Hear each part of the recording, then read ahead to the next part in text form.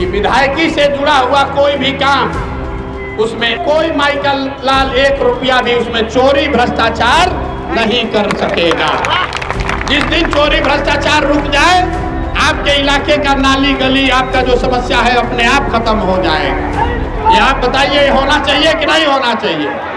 कभी जाति का गणित चलता है, कभी चेहरों का असर होता है, कभी लोकतंत्र की सबसे बड़ी ताकत जनता का फैसला होता है।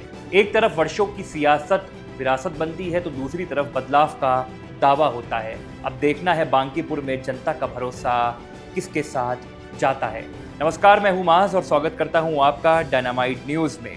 बिहार की राजनीति में इन दिनों जिस सीट की सबसे ज्यादा चर्चा है वो है पटना की बांकीपुर विधानसभा, क्योंकि ये सिर्फ सीट का चुनाव नहीं है, ये चुनाव है एक आने वाले बिहार के भविष्य की राजनीतिक विश्लेषण का। एक तरफ है जनसुराज पार्टी के संस्थापक प्रशांत किशोर, जो सालों तक देश के बड़े नेताओं के चुनावी रणनीतिकार रहे, लेकिन अब पहली बार खुद जनता के बीच जाकर वोट मांग रहे हैं अपने लिए। दूसरी तरफ है भारतीय जनता पार्टी के उम्मीदवार, जिसके लिए बांकीपुर सिर्फ एक विधानसभा सीट नहीं बल्कि 3 दशक पुराना राजनीतिक किला है। और यही वजह है इस चुनाव को बिहार की राजनीति का सबसे हाई प्रोफाइल उपचुनाव कहा जा रहा है। पहले ये बताया था, फिर बताता हूं आखिर उपचुनाव हो क्यों रहा है और आखिर ये सीट खाली क्यों हुई है। दरअसल ये सीट बीजेपी के वरिष्ठ नेता नितिन नवीन के पास थी, जो भाजपा के अभी मौजूदा राष्ट्र अध्यक्ष हैं। हाल में उनके उच्च सदन यानी राज्यसभा में जाने के बाद ये सीट खाली हुई है, जिसकी वजह से यहाँ पर उपचुनाव करवाया जा रहा है। यानी बीजेपी के सामने चुनौती अपनी परंपरागत सीट को बचाने की है, जबकि प्रशांत किशोर के सामने मौका है अपने राजनीतिक अभियान को पहली जीत में तब्दील यानी परिवर्तित करने का। इसी बीच भारतीय जनता पार्टी ने अपना उम्मीदवार भी बदला। पहले उम्मीदवार बनाया किसी और को, बाद में अपने उम्मीदवार को बदल के नए प्रत्याशी को उतारा। बीजेपी ने शुरुआत में अभिषेक कुमार सिन्हा को उम्मीदवार बनाया था, लेकिन नामांकन के आसपास उनके परिवार के ऊपर राजनीतिक आरोप लगा। बाद में विपक्ष ने उनके ऊपर खुलकर आरोप लगाना चालू कर दिया, जिसके बाद बीजेपी ने उम्मीदवार बदलने का अपना फैसला किया और नीरज जी को भाई वहां से मैदान में उतार दिया, जो अब भारतीय जनता पार्टी के प्रत्याशी है। हालांकि भाजपा ने इस पूरे मुद्दे पर अपना जो फैसला है वो ये बताया कि संगठनात्मक फैसला हमारा है, लेकिन विपक्ष इसे पार्टी की रणनीति बनाम मजबूरी बताने में लगा हुआ है। अब प्रशांत किशोर का सबसे बड़ा दाव, क्योंकि प्रशांत किशोर की बात करना जरूरी है।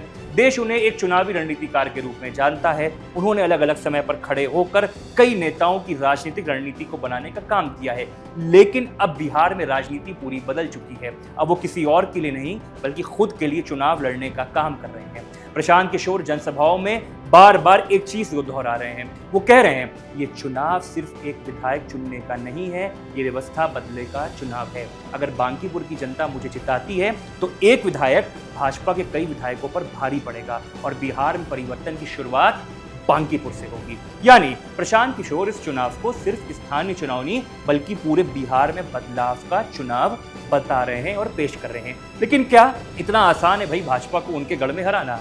यहीं से चुनाव और ज्यादा मजेदार हो जाता है, क्योंकि बांकीपुर का इतिहास बीजेपी के पक्ष में सर्वदा रहा है। ये सीट पिछले लगभग 3 दशकों से बीजेपी के कब्जे में रही है। जो नितिन नवीन के फादर हैं, नवीन किशोर सेनानी, जो उनके पापा हैं, वो वहां से कई बार जीतते रहे। उसके बाद उनके बेटे यानी नितिन नवीन ने यहाँ पर उनकी विरासत को आगे बढ़ाया। यानी भाजपा का मजबूत संगठन तो यहाँ पर है, परंपरागत वोट बैंक की है और लंबे समय तक उनका राजनीतिक मजबूत नेटवर्क उनके विधायकों को जिताने का काम करता आ रहा है। अब बात करते हैं आखिर जाति समीकरण क्या कहते हैं। बिहार की बात हो और जाति की बात ना हो, भला ऐसे कैसे हो सकता है? बांकीपुर सीट पर कायस्थ समुदाय का प्रभाव बहुत ज्यादा माना जाता है। इसके अलावा वैश्य हो, ब्राह्मण हो, भूमिहार हो, मुस्लिम, यादव, कुर्मी, दलित और अन्य समुदाय के वोट भी चुनाव के यहाँ के परिणाम तय करने का काम करता है। भाजपा को परंपरागत रूप से यहाँ पर मध्यम वर्गीय जो परिवार हैं और स्वर्ण मतदाता, उनका अच्छा खासा समर्थन मिलता रहा है। वही प्रशांत किशोर प्रयास कर रहे हैं कि वो जाति की सीमाओं को तोड़कर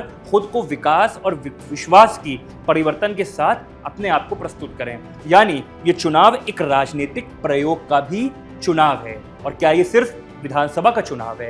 राजनीतिक विश्लेषण यानी राजनीतिक पंडित तमाम प्रकार से मानते हैं नहीं, अगर बीजेपी ये सीट बचा लेती है तो इसे वो अपने संगठन और जनाधार की एक प्रकार से जीत बताएगी। लेकिन अगर प्रशांत किशोर इस सीट पर जीत दर्ज करते हैं, कहना मुश्किल है, या कड़ी टक्कर भी देते हैं, तो बिहार की राजनीति में उनकी पार्टी जनसुराज को एक नई पहचान मिल जाएगी। यानी इस चुनाव में सिर्फ असर बांकीपुर तक नहीं रहेगा, पूरे बिहार में जाएगा, मधुबनी से लेकर सीमांचल तक हर जगह जाएगा। और सवाल यही खड़ा हो रहा है कि बिहार की राजनीति में क्या अब भी जातीय समीकरण सबसे बड़ा फैक्टर बनने वाला है या नहीं, या फिर विकास, शिक्षा, रोजगार और नई राजनीति की बातें मतदाताओं को प्रभावित करेंगी या नहीं।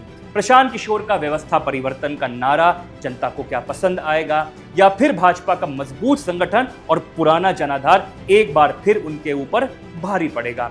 इन सवालों का जवाब अब बिहार की जनता यानी बांकीपुर की जनता देगी और वो आने वाले समय में बताएगी आखिर क्या होगा। तो कुल मिलाकर बांकीपुर का उपचुनाव सिर्फ एक विधानसभा सीट का चुनाव नहीं रह गया है। ये चुनाव भाजपा के 3 दशक जो बने हुए किले हैं उसको बचाने की परीक्षा है।